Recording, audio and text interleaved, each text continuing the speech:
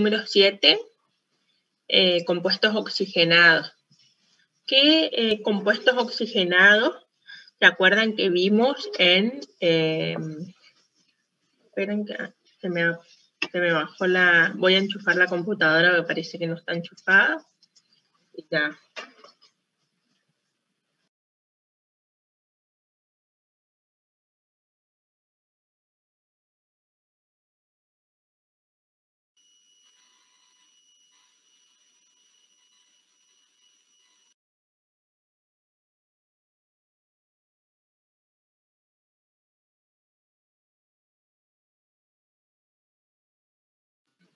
Ahora, ya está. Justo se me estaba para apagar la computadora. Me había olvidado de enchufar. ¿Qué compuestos oxigenados recuerdan que vimos en nomenclatura? A ver, ¿quién me puede nombrar algunos compuestos oxigenados? ¿Cuál dijiste, Robert? ¿Cómo? No te entendí.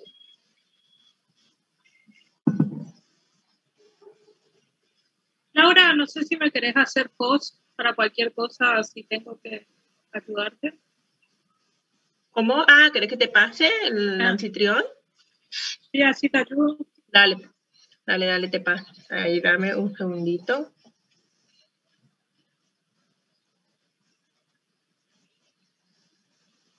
Sí, porque siguen entrando, chicos.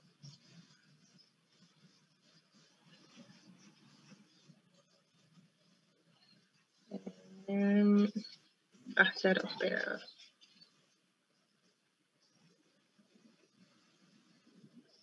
Ahí te pasé, Majo, fíjate.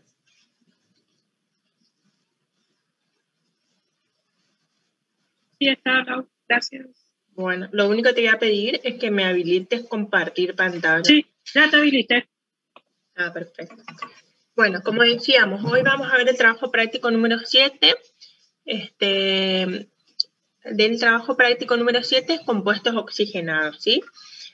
Lo que les preguntaba era qué compuestos oxigenados conocen o que vimos en nomenclatura. A ver si alguien me puede contestar.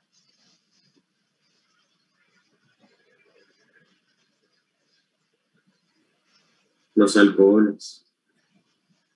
Muy bien, ¿cuál más? Aldehídos. Aldehídos, muy bien. Alcoholes, éteres, fenoles, aldehídos, cetonas, dice un compañero en el chat. Muy bien. Les voy a compartir el Power. Como siempre les digo, el Power para nosotros es una forma de presentarles la clase, pero la información está en la guía. O sea, es bueno que ustedes puedan leer la guía porque también es material de estudio, digamos. ¿Están viendo todos ahí? Sí, profesora.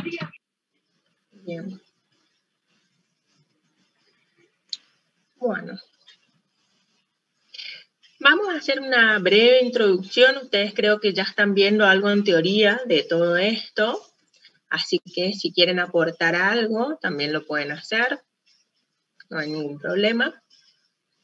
Mejor, así participamos entre todos y se hace un poco más amena la clase de un día de lluvia que falta energía acá. Bueno, el primer compuesto oxigenado que vemos son los alcoholes, ¿sí? Ustedes saben que los alcoholes tienen como grupo funcional uno o varios grupos oxidrilos unidos al átomo de carbono, ¿sí? En este caso, veíamos que un hidrógeno de algún hidrocarburo era reemplazado por un oxidrilo, ¿sí? La fórmula general, como lo muestra acá, es R, indicando que es el radical, la cadena carbonada, y el oxidrilo reemplazando un hidrógeno. En cuanto a la solubilidad en los alcoholes, en agua, perdón, los alcoholes, ¿qué creen ustedes que va a pasar con el tema de solubilidad? ¿Qué es lo que me va a... ¿Se acuerdan que el otro día hablábamos?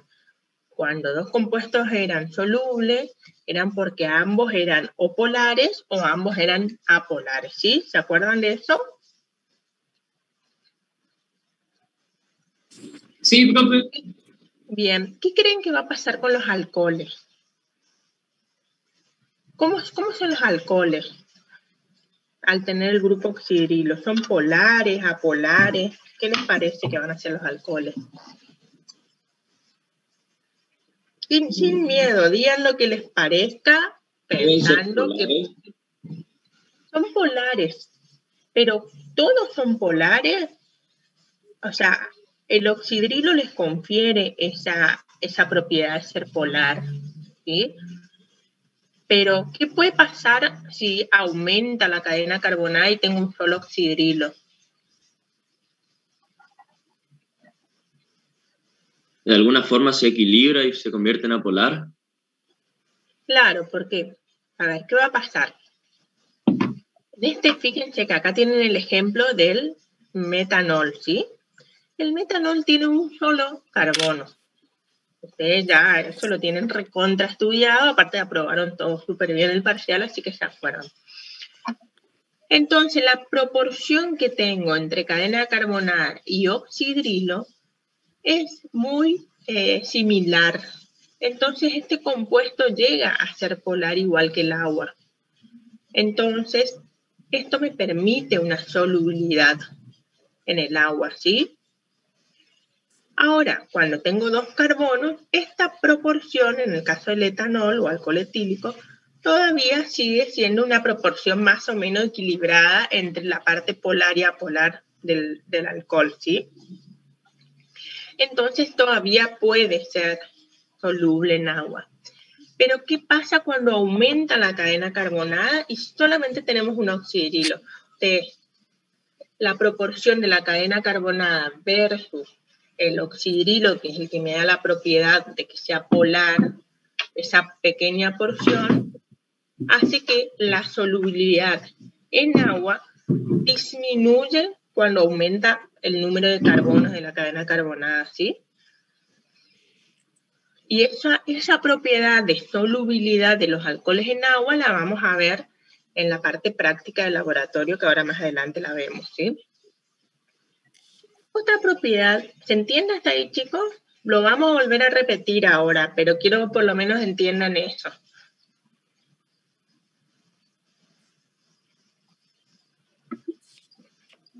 Bueno, doy como entendido entonces. El punto de ebullición de los alcoholes es superior a los hidrocarburos de igual número de carbonos, ¿sí? Esa es una propiedad física también de los alcoholes.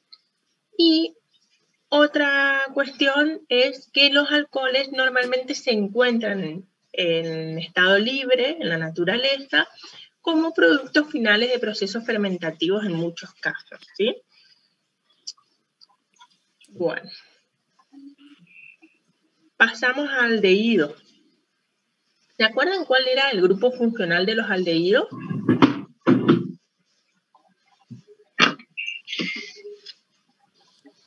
¿El grupo carbonilo? El grupo carbonilo. Pero los aldehídos provenían de qué tipo de alcohol? ¿Dónde se podía encontrar ese grupo funcional? ¿Alcohol primario? Alcohol primario. Exactamente. De la oxidación de los alcoholes primarios. Si era la oxidación de los alcoholes primarios, entonces el grupo funcional de los aldehídos puede estar solamente en los carbonos del extremo del compuesto, ¿sí? Porque recuerden que tienen un doble enlace con el oxígeno, un hidrógeno y un enlace con la cadena carbonada, ¿sí? Y así el carbono cumple sus 4 enlaces. Se oxidan con facilidad, esa es otra propiedad de los aldehídos, que también vamos a ver ahora en la parte de laboratorio esta propiedad.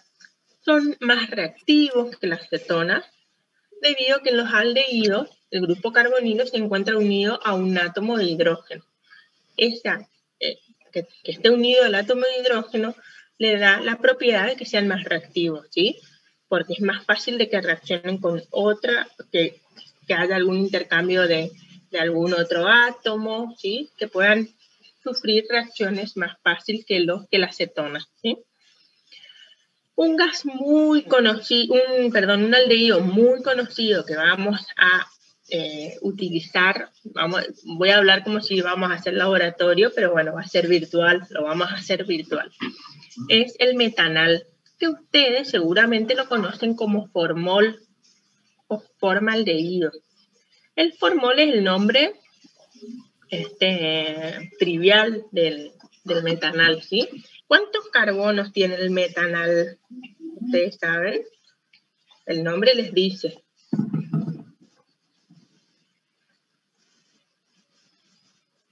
Un solo. Carbono, profe. ¿No? Un solo carbono, exactamente, lo tienen dibujado enfrente de ustedes, ¿sí? Un solo carbono. Es un gas, pero se usa disuelto en agua, ¿sí? A eso es lo que lo llamamos el formol. Y ustedes saben que el formol se usa para conservar piezas anatómicas. Generalmente lo habrán escuchado en anatomía, en la asignatura anatomía de medicina, que siempre hacen disección de piezas anatómicas y demás. Se usa mucho el formol. También se utiliza para la síntesis y la fabricación de plásticos. Bien. Entonces, vamos a ver, de los alcoholes vamos a ver la propiedad de la solubilidad en agua. De los aldehídos vamos a ver esta propiedad.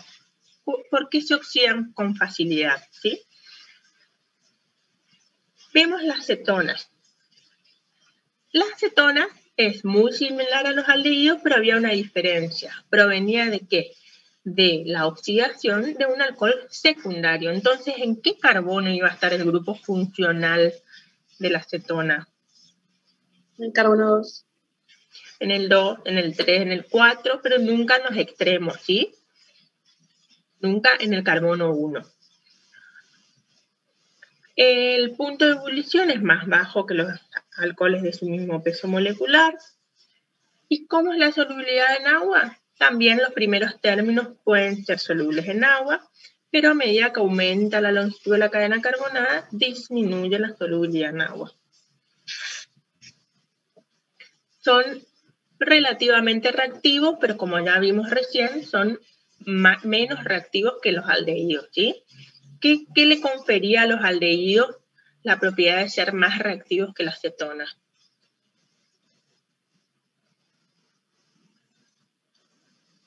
Recién lo vimos, chicos. A ver que alguien me conteste. El hidrógeno unido al carbono. Exactamente, el hidrógeno que está unido al grupo carbonilo, ¿sí? Son productos intermedios e importantes procesos de metabolismo de las células. La acetona más simple es la propanona, ¿sí? ¿Cuántos carbonos tiene la propanona?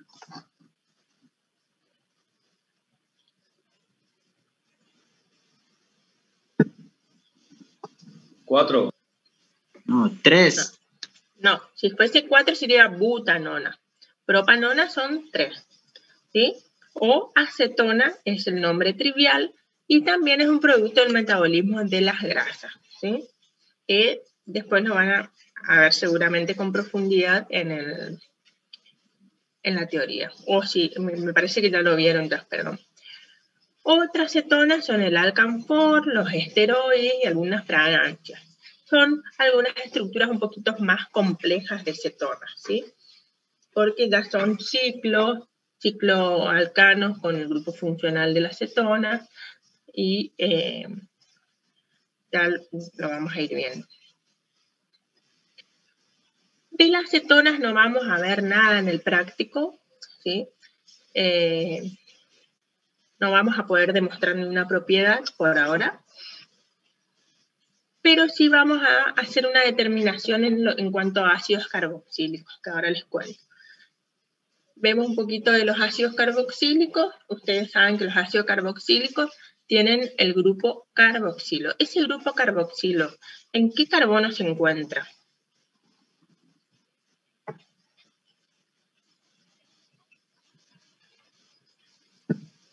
Por lo general en el carbono 1 o los carbonos del extremo, ¿sí? Nunca puede ser carbonos intermedios.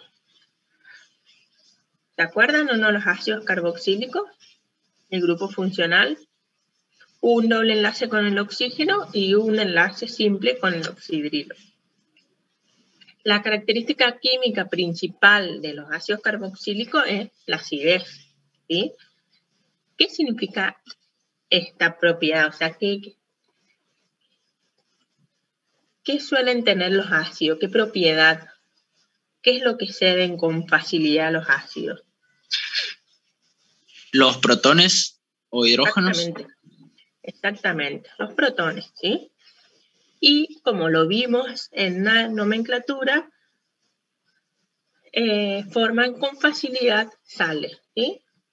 Cuando un ácido carboxílico se encuentra con una base, forman sales. ¿Cómo es la solubilidad de los ácidos carboxílicos en agua? Como los ácidos carboxílicos son fuertemente polares por el grupo carboxilo, pueden formar puentes de hidrógeno y eso le confiere una propiedad de ser soluble en agua, ¿sí? Son líquidos incoloros, de olores característicos, por ejemplo el ácido butírico. Muchos ácidos carboxílicos poseen fuentes, se encuentran en fuentes como fuentes naturales, por ejemplo, acá les pusimos algunos dibujitos como para que vean el ácido fórmico que se extrae de las hormigas. En realidad las hormigas lo producen como forma de defensa. Fíjense que tiene un solo carbono. Después tienen el ácido acético. En realidad acá está el vinagre, como les comentábamos la otra vez con el profesor. El vinagre tiene un porcentaje de ácido acético, ¿sí? Ahí yo les puse un porcentaje. No lo puedo ver porque me lo tapa el cartelito, que creo que era 4 o 8%. 4 o 7%, Lau. O 7%, perfecto. No sé cómo hacer para correr el cartel. Ah, ahí ya lo corrí. 4 a 7% de ácido acético. Después tiene el ácido butírico, la mantequilla, ¿sí? Que tiene, ¿cuánto? Butírico me está diciendo que tiene 4 carbonos. 1, 2, 3, 4 carbonos. Y el ácido valérico que se saca de la raíz de la valeriana, que muchos deben conocer, es una planta, que tiene 5 carbonos. ¿Sí? Y como último compuesto oxigenado, vamos les decía que los ácidos carboxílicos vamos a determinar la acidez en helados, que ahora lo vamos a ver. Esa es en realidad es determinación de acidez. Después tenemos los ésteres, ¿sí? Los ésteres orgánicos que se forman por la unión entre un ácido y un alcohol, ¿sí? ¿Qué va a pasar? El hidrógeno del ácido, fíjense cómo cede protones, con el oxidrilo del alcohol van a formar agua y se va a formar el etanoato de etilo, o sea, un éster, ¿sí? Se unen por el oxígeno. Esta primera parte es la que corresponde al ácido, por eso la pusimos en verde para que ustedes vean que de etanoico cambia a etanoato, que ustedes ya lo vieron en nomenclatura. Y esta segunda parte corresponde al alcohol, que es el etanol, ¿sí? Por eso es etanoato de etilo. En este caso, da la casualidad que los dos lados tienen 2 carbonos, por eso es etanoato de etilo. Perdón. Los ésteres, como propiedad química, aceptan fácilmente protones, se encuentran ampliamente distribuidos entre los vegetales y animales, no pueden formar puentes de hidrógenos entre sí, son más volátiles que el ácido y el alcohol de similar peso molecular. La saponificación de los ésteres es la reacción inversa de la esterificación. Lo que ustedes ven acá es una esterificación porque se produce un éster. Esta reacción inversa, lo vamos a ver más adelante y quizás ya lo vieron en la teoría, es la saponificación. Contribuyen a la fragancia de frutas, todos los olores que tienen las frutas, las flores y diversos aceites esenciales, de cuales los producen las plantas, lo otorgan justamente los ésteres, ¿sí? Por eso es muy usado en perfumería. Como objetivo de este trabajo, como les dije, por un lado va a ser reconocer mediante distintas reacciones la presencia de compuestos oxigenados y por otro lado demostrar algunas de sus propiedades. Vamos a ver algunas propiedades como les mencionaba recién.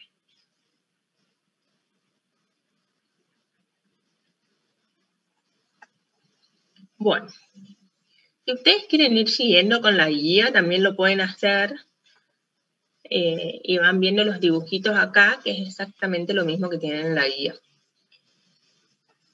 Como les comentaba hoy, la solubilidad de los alcoholes, los primeros términos de los alcoholes son solubles en agua, ¿sí? Porque la proporción de la cadena carbonada y el oxidrilo es más o menos equilibrada, o sea, no es tan desequilibrada como para que sea insoluble, ¿sí? Entonces, lo que hicimos fue una prueba de, en el tubo 1, colocar etanol con agua, 3 y 3 mililitros, y en el tubo 2, butanol con agua. ¿Cuántos carbonos tiene el etanol y cuántos carbonos tiene el butanol? 2 etanol y 4 el butanol. Muy bien. Fíjense cómo el resultado ya entre 2 carbonos y 4 carbonos me varía la solubilidad en agua. Fíjense, en el primero se ve que es una solución homogénea, o sea, quiere decir que el etanol se solubilizó en agua. Pero en el segundo tubo se ve claramente que se formaron 2 fases. Acá se ve la liñita de las 2 fases, ¿sí? Entonces, en este caso, con 4 carbonos ya no es más soluble. ¿Por qué? Porque la proporción de la cadena carbonada versus el oxidrilo es muy grande, ¿sí? Entonces ya la solubilidad disminuyó. No hay más solubilidad en agua. Y hay muy poca proporción de solubilidad. A medida que aumenta la cadena carbonada, disminuye la solubilidad en agua, ¿sí? ¿Se entiende eso, chicos? Quiero que quede claro, porque esto que yo estoy diciendo es el por qué la solubilidad disminuye, de los alcoholes disminuye al aumentar la cadena carbonada. Entonces, en este caso del butanol, ¿quién va a estar abajo y quién va a estar arriba? En la fase inferior va a estar el agua, ¿sí? Porque el agua es más densa que el butanol. Y en la fase superior va a estar el butanol. ¿Está?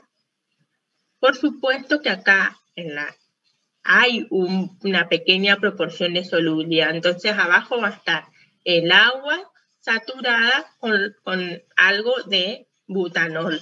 Y arriba al revés. Pero ya acá podemos ver en el butanol que es insoluble en agua, ¿sí? ¿Se entiende bien eso, chicos?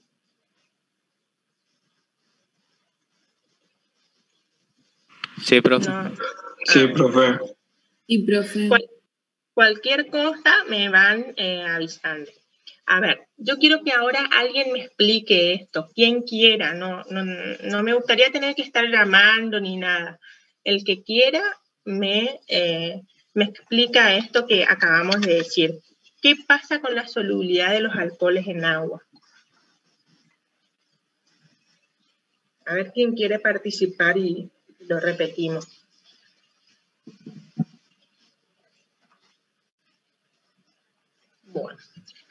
Bueno, voy a llamar a alguien entonces. Emanuel López, ¿estás por ahí? ¿Puedes activar tu Profe. micrófono? ¿Sí? Sí, te escucho.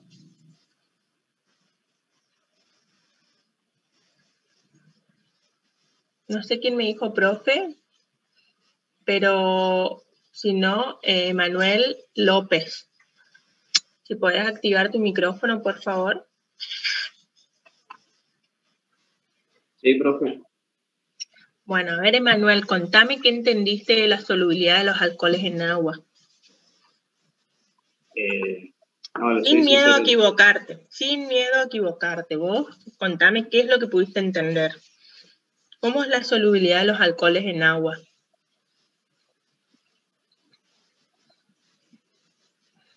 No, le soy sincero, no sé qué decirlo. Bueno, chicos, yo les voy a decir una cosa. Esta es la oportunidad de ustedes de entender los procedimientos. Nosotros estamos haciendo el mayor esfuerzo posible para que ustedes puedan entenderlo a pesar de que no podemos estar en el laboratorio. Entonces, si ustedes no aprovechan ahora, se les van a perder la oportunidad, digamos. Después va a llegar el momento que nosotros les vamos a preguntar. El parcial de esto no va a ser tan sencillo como fue lo de nomenclatura. Así que yo les diría que traten de por lo menos participar, tratar de preguntar, de tratar de entender, ¿sí? A ver quién quiere explicarme qué es lo que entendió de esto, y si no entendieron también pueden hablar, porque entonces me dicen, me tratan de explicar qué es lo que no entienden y lo charlamos, ¿sí? A medida que aumenta la cadena carbonada, disminuye la solubilidad del alcohol en agua. ¿Por qué?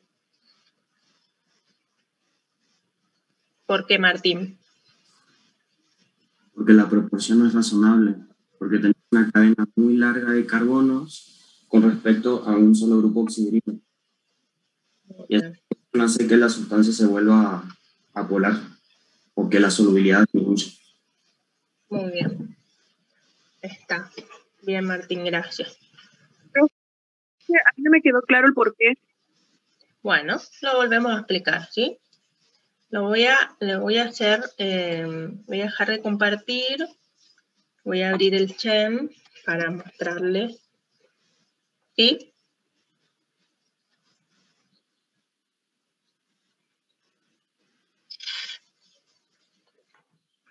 Ahí, y fíjate que si ya con 4 carbonos no se solubilizó, quiere decir que hasta 3 carbonos sí es soluble en agua, que es lo que está en la guía. Nosotros les pusimos esto en la introducción, ¿sí?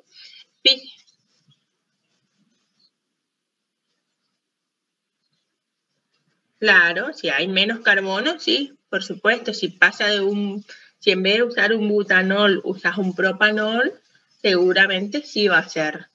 Creo que, Laura, él dice, por ejemplo, si nosotros usamos 2 mililitros de butanol contra 20 de agua, claro, por eso siempre para el hacer volumen, decís vos. Para hacer estos ensayos siempre respetamos iguales proporciones, así se ven bien las propiedades.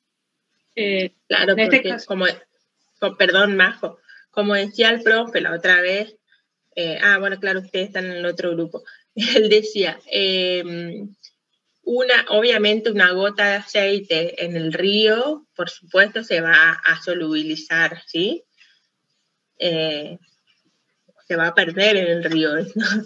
Entonces, para ver estas cuestiones de propiedades, lo que tratamos de usar proporciones iguales, ¿sí? Va a haber una solubilidad, no es que no hay solubilidad en el butanol, en el caso del butanol con agua, hay, pero un bajo porcentaje. Hoy había visto, Majo, vos, el porcentaje era 8%, ¿no es cierto? Sí, 8%. Solamente se solubilizan un 8%, ¿sí? Por supuesto que si vos vas a aumentar la cantidad de agua y vas a disminuir la de butanol, ese porcentaje va a aumentar, ¿entendés? ¿Se entiende ahora? Yo no entendía tu pregunta, Ángel, pero ahora Majo me lo aclaró.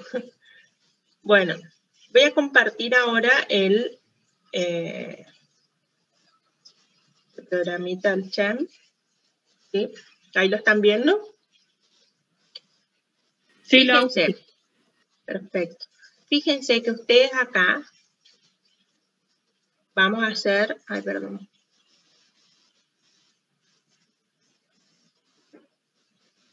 Acá tienen un etanol, ¿sí?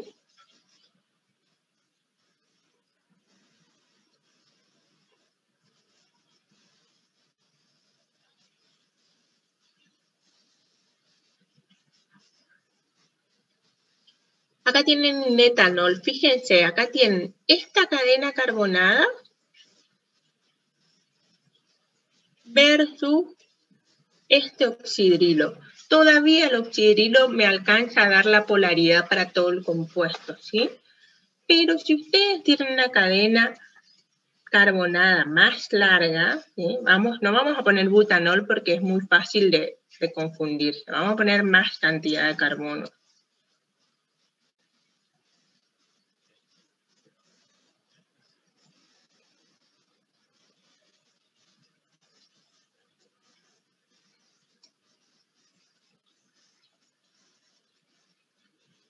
¿Sí? Fíjense.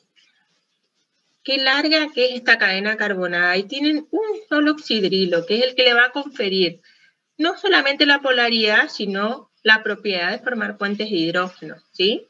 Fíjense, este único oxidrilo versus toda esta cadena que es apolar. Acuérdense que los alcanos son apolares, ¿sí? Es insoluble en agua. Y este es el único grupo que me va a conferir la polaridad, o sea, la solubilidad en el agua. Entonces, fíjense, toda esta porción, que es la que corresponde al hidrocarburo, con esta pequeña porción que es el oxidrilo, empieza a perder polaridad, como dijo el compañero, y ahora se empieza a volver, lo que me da propiedad de polar, se empieza a perder en semejante cadena carbonada. Entonces ahora ya este compuesto es más apolar que polar, ¿sí?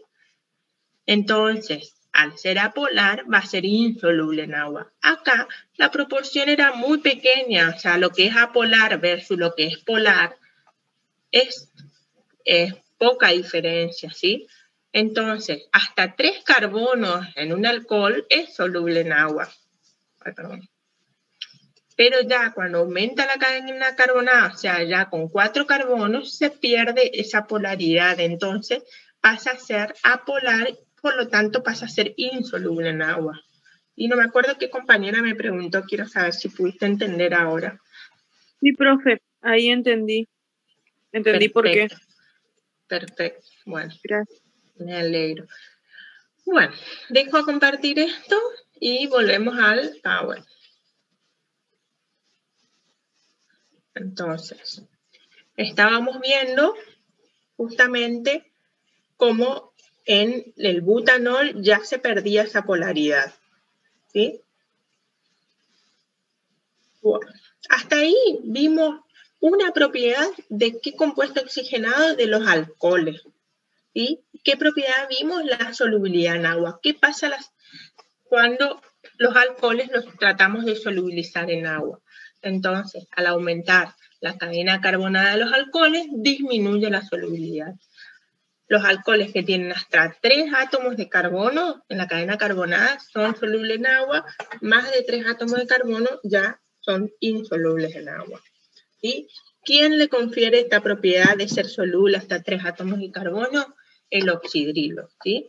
El oxidrilo hace que el compuesto hasta 3 átomos de carbono se mantenga polar, pueda formar puentes de hidrógeno. Pero a medida que aumenta la cadena carbonada, la proporción 1 oxidrilo versus toda la cadena carbonada es muy grande, ¿sí? Entonces ya no se puede solubilizar en agua, pasa a ser un compuesto apolar. Bien, ahora vamos a pasar a otro ejercicio de los aldehídos. Vamos a ver, la propiedad, habíamos dicho hoy que la propiedad que íbamos a ver de los aldehídos es esta de que los aldehídos se oxidan con facilidad, ¿sí? ¿Cómo vamos a hacer esto? Entonces acá le pusimos los objetivos de este punto, que era observar en forma cualitativa. ¿Por qué? Porque vamos a ver un cambio cualitativo para ver la existencia de grupos aldehídos, ¿sí? ¿A través de qué? Del poder reductor de los aldehídos, ¿sí? Si decimos que el aldehído se oxida con facilidad, quiere decir que ¿qué va a hacer con otro compuesto? ¿Va a qué? ¿Va a reducir el otro compuesto? Exactamente. Cuando tenemos reacciones de óxido-reducción, un compuesto se oxida, por lo tanto, el otro se va a reducir, ¿sí?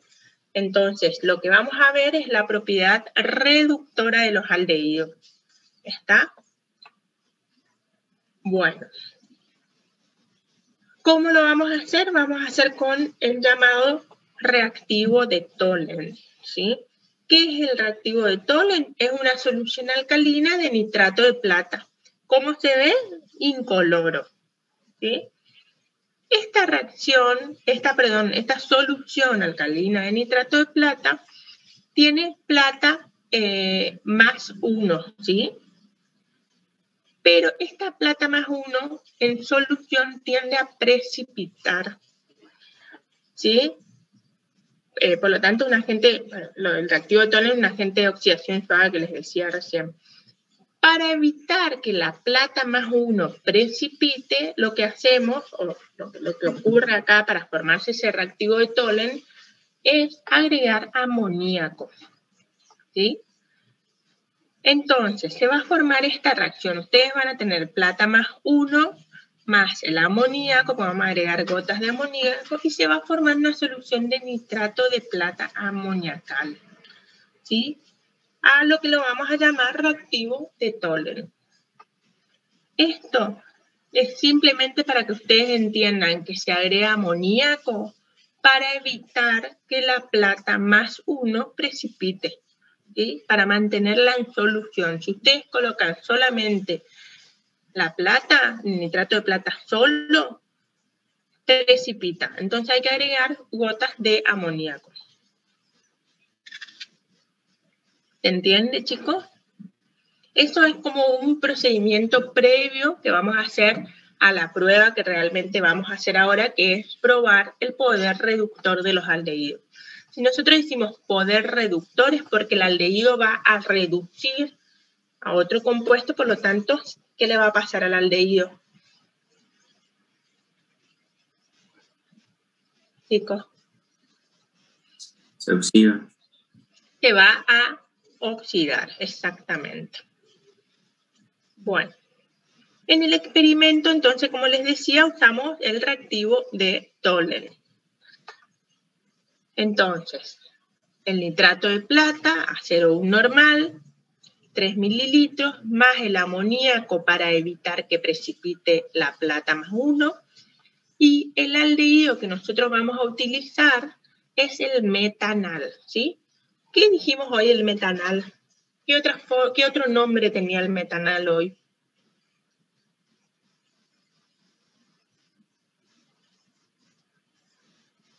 ¿Se acuerdan hoy?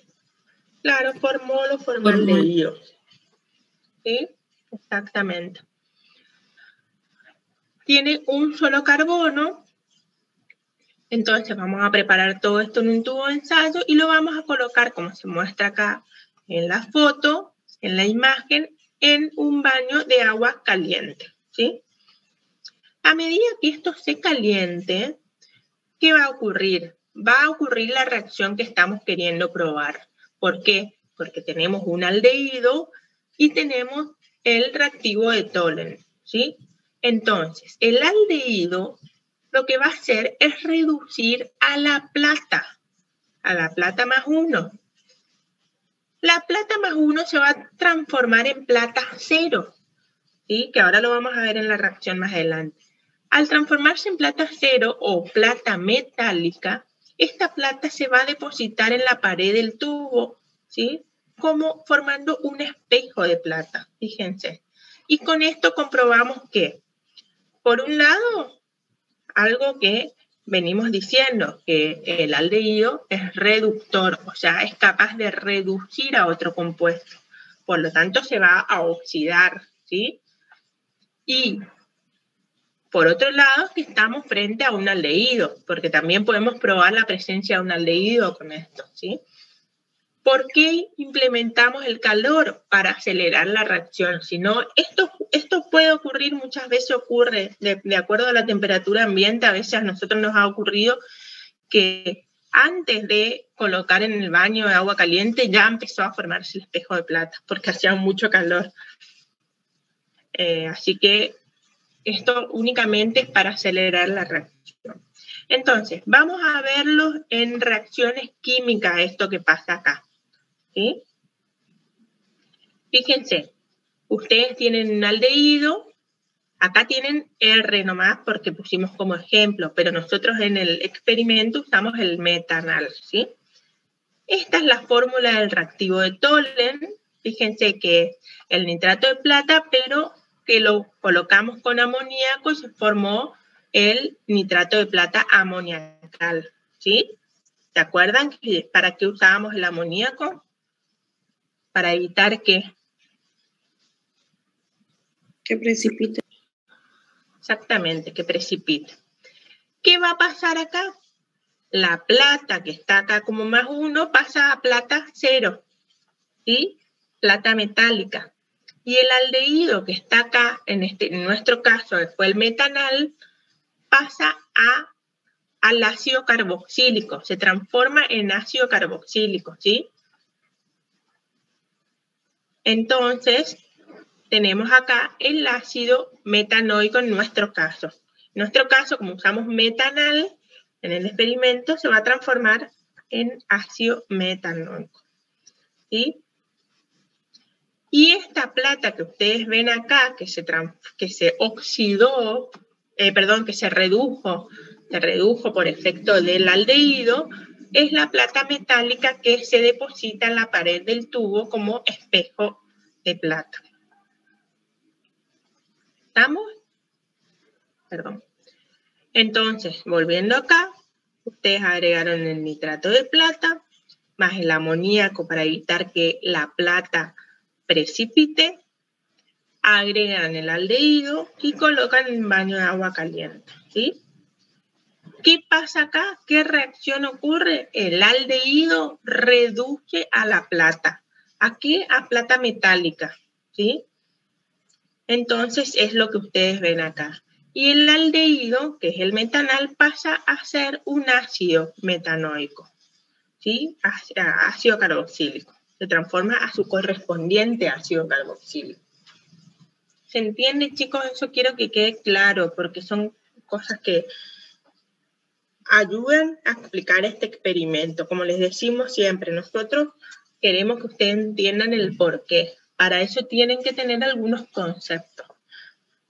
¿Estamos? Y estos son los conceptos que ustedes tienen que tener. Por ejemplo, ¿qué es el reactivo de Tholen? ¿Por qué se le agrega amoníaco? Para evitar que la plata precipite. Entonces el reactivo de Tholen termina siendo el nitrato de plata amoniacal, que es lo que vamos a usar, junto al aldehído para demostrar el poder reductor del aldehído. ¿Qué significa el poder reductor del aldehído? Que el aldehído va a reducir, en este caso a la plata del reactivo de Tholen, y ¿qué le va a pasar al metanal? Al aldehído se va a oxidar a ácido carboxílico. ¿Se entiende, chicos? A ver, Sí, ¿quién se sí. anima? Sí, te escucho. ¿Quién se anima a contarme de vuelta esto? Como para hacer un repaso.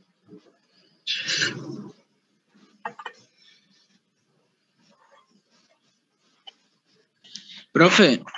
Sí, te escucho. O sea, se entendió que los aldehídos reducen a otro compuesto y él se oxida.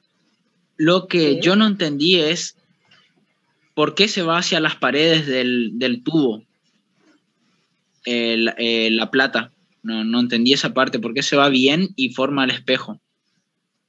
No, eso es una cuestión más bien de cargas, vamos a decir, ¿sí? ¿No es por la oxidación, profe? Sí, se oxida, pero él me pregunta por qué se pega en la pared.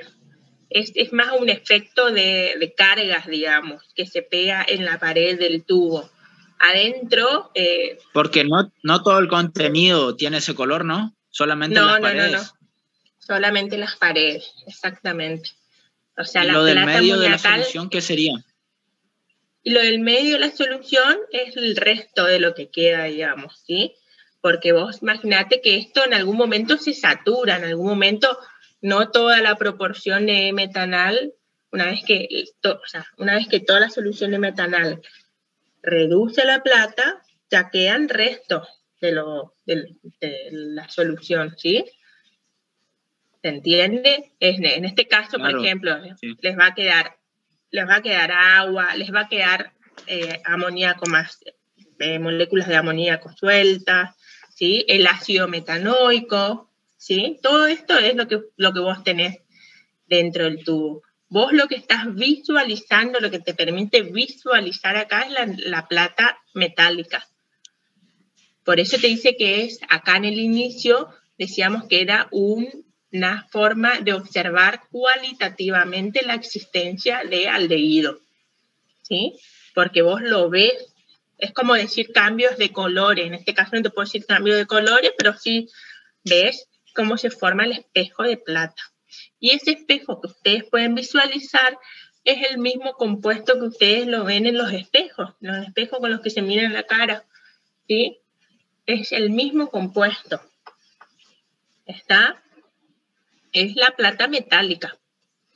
De lo que te queda dentro del tubo, que vos no, bueno, si lo mirás desde arriba lo vas a ver, que es este mismo color como medio anaranjado o medio color ladrillo clarito, es el ácido carboxílico, el resto de amoníaco, ¿sí?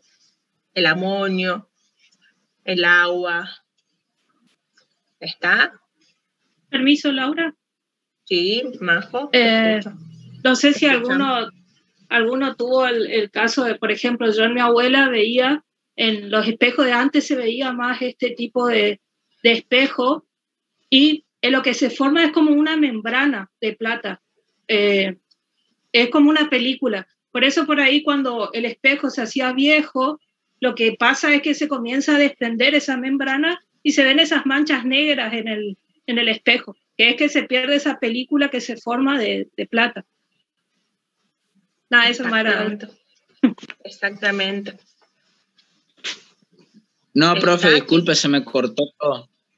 No me digas, ¿vos era que me habías preguntado? Sí. Bueno, pero no importa, sé si es mi repetí. internet o qué, porque en todas las clases me pasa lo mismo. Debe ser capaz de internet, pues si no me dirían todos los chicos lo mismo, si fuese el mío. Puede ser a veces el mío, pero no importa. Mirá, más o menos me sacó la duda. Te explico de nuevo, no tengo ningún problema. Podemos repetir todas las veces que queramos. No, gracias, profe, no, está bien. Pero siga, te lo explico corto, por favor. No me molesta. Lo que le estábamos contando a todos, era que... Porque se me va a volver a cortar, por eso le digo. Bueno, ahí yo le escribo en el chat, Laura, no te preocupes. Bueno, siga. Dale, no te preocupes. Igual ya te digo, no tengan problema de preguntar, y lo del internet les va a pasar a todos, así que se nos puede cortar y todos tenemos derecho a escuchar la clase y demás, así que sin drama, pregunten. No hay problema, yo no tengo problema de repetir, para eso estamos acá.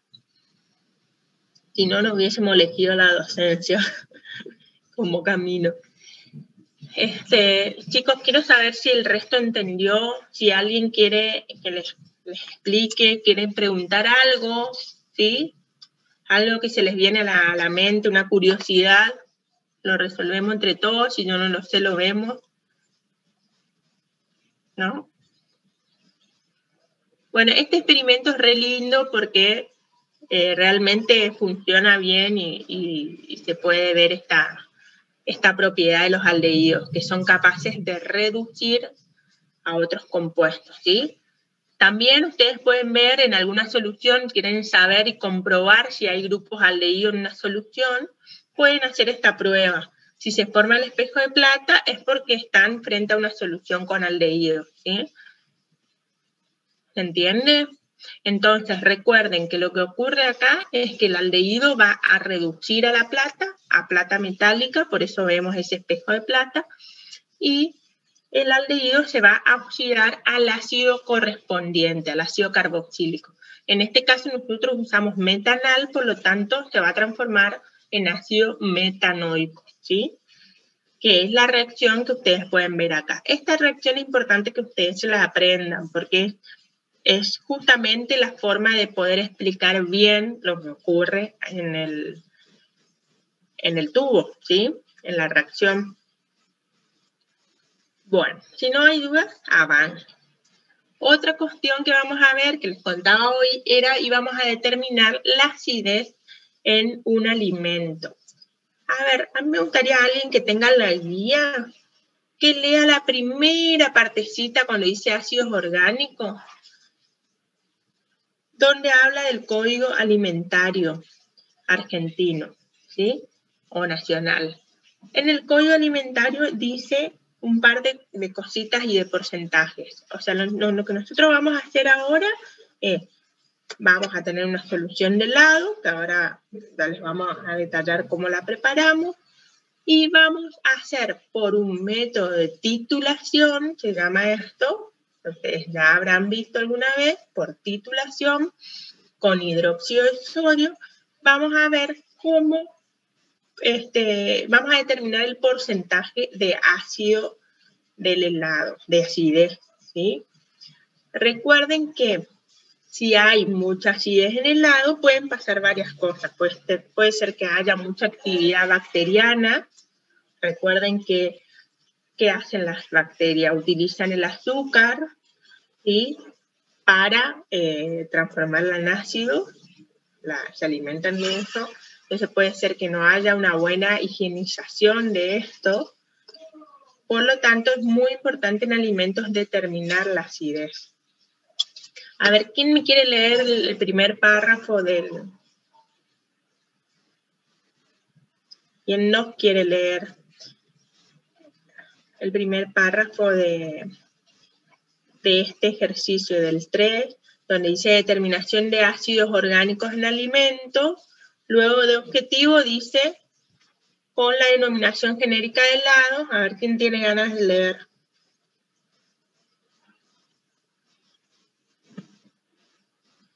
Le leo, profe, si quieren. Dale, te escuchamos. Con la denominación genérica de los helados se entiende los productos obtenidos por compuestos congelados de mezclas líquidas constituidas fundamentalmente por la leche, derivados lácteos, agua y otros ingredientes consignados en el artículo 1074, resolución 2141/83, con el agregado de los aditivos autorizados en el artículo 1075. Queda establecido que los porcentajes de acidez en helados de crema de leche debe ser menor al 0,30% en ácidos lácticos. Parte por millones, ¿eso no? Peso en peso. Debido a tener en la leche que se utiliza en su elaboración una acidez menor de 0,18. Peso en volumen. Peso en volumen expresado en ácido láctico. Perfecto, muchas gracias. Bueno, lo que leyó la compañera es justamente un pedacito que se sacó del artículo, en el cual especifica que en el helado puede haber 0,30% de ácido láctico peso en peso. Y la acidez de la leche que se utiliza para hacer el helado tiene que ser de 0,18% de peso en volumen. O sea, tiene que ser menor a eso. Ese es el máximo de acidez que puede tener, ¿sí? Entonces, lo que nosotros vamos a ver ahora es, a partir de una titulación, vamos a determinar la acidez en el helado, ¿sí? ¿Qué vamos a hacer? La titulación, ¿qué hace? Va a determinar la acidez en forma indirecta. ¿Por qué? Porque el hidróxido de sodio, o sea, acá nosotros le pusimos el dibujito, que no sé si lo alcanzan a ver bien. Este tubo que ven acá es la bureta, ¿sí? La bureta tiene acá una especie de canillita, vamos a decir, una canilla para que ustedes lo entiendan mejor, porque no sé cómo hacer que lo entiendan, lo habrán visto alguna vez en el laboratorio. Esto va a permitir la... ¿Cómo? El robinete. Exactamente, ese es el nombre bien dicho. Yo les digo canilla para que ustedes entiendan que eso, ustedes lo abren, ¿sí? Y comienza a caer gotitas de lo que coloquen acá. Nosotros en este caso vamos a colocar acá el hidróxido de sodio, ¿sí? Al 0,1 normal. Debajo de esto vamos a colocar el Erlenmeyer, donde vamos a preparar ¿qué? La solución del helado. Para eso que vamos a colocar 30 mililitros de agua en el Erlenmeyer, 5 mililitros de helado y le vamos a agregar fenolftaleína, ¿sí? Unas gotas. La fenolftaleína es la que me va a indicar cuando la solución que ustedes tengan de helado acá se va a neutralizar, ¿sí? A ver si podemos tratar de explicarlo. El hidróxido de sodio, ustedes saben que es una base. El helado, la solución de helado, va a tener acidez, porque nosotros vamos a determinar la acidez. En principio, cuando ustedes agreguen la fenolftaleína, se va a seguir, en este caso usamos helado de crema para que ustedes puedan ver, para que no haya otro color, porque si no, no se visualiza el color rosado que va a dar la fenolftaleína cuando la solución esté neutralizada, ¿sí? Entonces, nosotros lo que hacemos es neutralizar la solución de helado, ¿sí? Porque ustedes tienen el helado con un porcentaje de acidez. Cuando van dejando caer las gotitas de hidróxido de sodio, va a llegar un momento que se va a neutralizar. Ustedes saben que cuando tienen algo ácido y le agregan algo básico, en algún momento se neutraliza, ¿sí? Ese punto de neutralidad me lo va a indicar la fenolftaleína, ¿sí? La fenolftaleína, cuando hay una solución neutra, se vuelve rosada, ¿sí? Por eso hay que dejar caer gota a gota la solución de hidróxido de sodio con mucho cuidado porque se puede pasar la cantidad de volumen. Ese volumen de hidróxido de sodio que ustedes gasten es lo que vamos a utilizar para calcular la acidez, que ahora ya lo vamos a ver. Ustedes tienen una fórmula en la guía. Paso a la siguiente filmina. Entonces lo que hicimos fue agregar el hidróxido de sodio hasta la bureta en 0, ¿sí? A través del embudo, acá se ve en 0. Pasamos a titular. Entonces dejamos caer las gotas de hidróxido de sodio a la solución de helado hasta que viró a color rosado como ven acá, ¿sí? ¿Quién me dio este color rosado? La fenolftaleína. La fenolftaleína es rosada cuando está ante una solución neutra, o sea, ni ácida ni básica. ¿Qué hacemos después? Observamos el volumen de hidróxido de sodio que gastamos. En este caso, fíjense, tenemos hasta acá 0,5, 2 rayitas más, gastamos 0,7 mililitros de hidróxido de sodio. Entonces yo ahora les voy a pedir que con esta formulita que tienen acá reemplacen todos los valores. La B corta es el volumen de hidróxido de sodio que gastaron, ¿sí? Acá coloquen 0,7 mililitros. N, ya les digo, es la normalidad del hidróxido de sodio. La tienen acá, 0,1. F son los miliequivalentes del ácido correspondiente. Ese ya es un factor fijo para el ácido láctico en este caso, porque es lo que estamos determinando. Tienen que reemplazar la F por 0,090. Sobre B1, que es el volumen de la muestra que usamos, la del helado en este caso, son 5 mililitros. Pueden reemplazar por 5. Todo esto lo van a multiplicar por 100 para decirme cuál es la acidez que obtuvieron en el helado. Así que les doy 2 minutos para que hagan la fórmula y me comentan a ver qué es. Les dejo esto para que ustedes vayan reemplazando la fórmula y me comentan qué resultado le dio. 0,126, profe. A ver, vamos a esperar un ratito que hagan todo y me volvés a decir sí. Así ya muestro el resultado para todos. 1,126 te dio. Sí, profe. Bueno, anda pensando entonces si estamos dentro del código alimentario en ese lado o no. Profe, a mí me dio lo mismo. Bien, perfecto. ¿Alguien más que haya hecho el cálculo? Profe, disculpe, ¿podría repetir cuál sería el volumen 1? Acá mira, lo ves, fíjate, el que gastamos de hidróxido de sodio, 0,7 mililitros. Hasta acá es 0,5. 2 rayitas más, 0,7. El 1 sería lo mismo. ¿Cómo? ¿Sería lo mismo que está en la parte de abajo de la fracción? El de abajo es 5. El de acá es volumen 1, es el volumen de la muestra que utilizaste. O sea, 5 mililitros de helado es lo que usamos para hacer este experimento.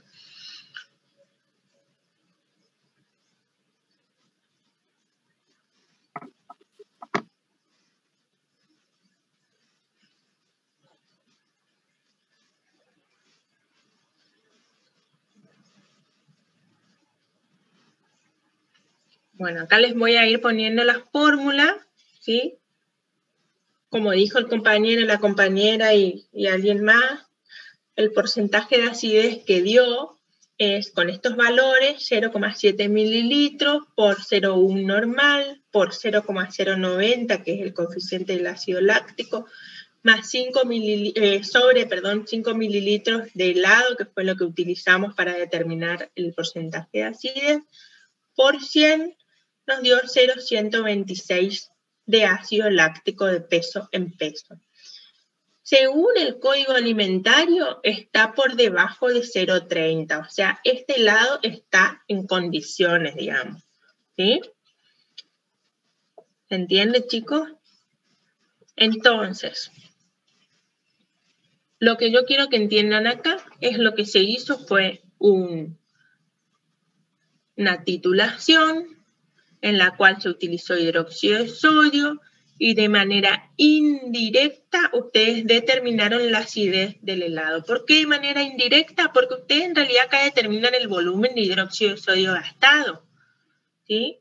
Y con una fórmula, que es la última que hicieron, determinaron la acidez, ¿sí? O sea, ustedes determinan acá en realidad el volumen de hidróxido de sodio. Este volumen de hidróxido de sodio lo gastaron ¿para qué? Para neutralizar la solución de helado que tenían acá. ¿Y quién les indicó que esta solución estaba neutralizada?